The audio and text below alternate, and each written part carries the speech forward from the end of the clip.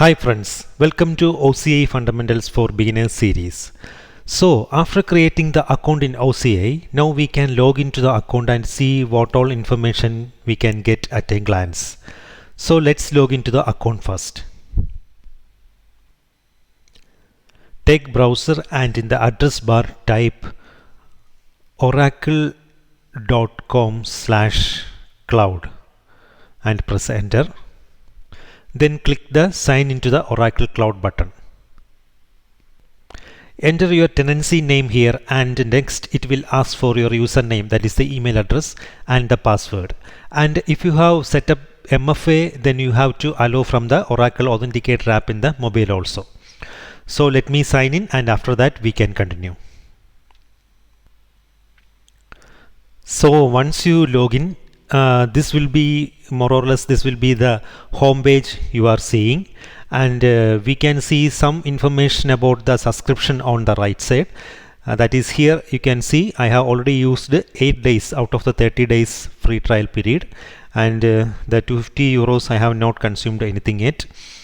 And then we can see the toolbar at the top here, this one, and you can see the profile information from the right side of the toolbar, that is this menu, this one. Profile informations you can see from here, and then language changing option is also here. You can change the language. Then the notifications, here is the notifications or announcements, and then help options.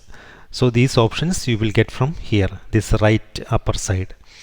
And there is a drop down here for the regions. For me it's UAE East, and you may see something different depending upon what you choose for your default geographic region at the time of account creation. One thing to know is that you have only one home region. Okay, to go to other places in OCI console, there is this navigation option around here. This is the navigation menu. When you click here, it will show all the resources that you can provision in OCI. It is divided into different categories like compute. Inside that there are subcategories for each main categories. So compute main categories like compute, storage, networking, and Oracle database, non-Oracle databases, etc. A lot of things are there. We can discuss the most important ones later in the upcoming sessions. Okay.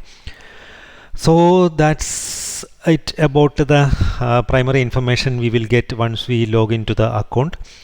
In the next session we will see about setting up a budget so that you will know if your usage exceeds some limits in your tenancy, and we'll learn about some other cost related things also. So we will see in the next section.